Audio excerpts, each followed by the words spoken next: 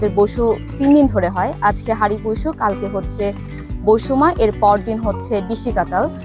আমাদের হাড়ি বসু মূলত শুরু হয় যে ফুল ভাসানোর মধ্য দিয়ে। আমরা গঙ্গা দেবীর চরণ মানে ওইখানে আসি। এখন আমি কিছু ফুল নিয়ে আসছি। আমরা আজকে মা গঙ্গার কাছে ফুল দিয়ে আজকে প্রণাম করছি। আর কালকে হচ্ছে বসুমার দিনে আমরা সবজি পাচন বিরিয়ানি অনেক অনেক ধরনের আয়োজন করব।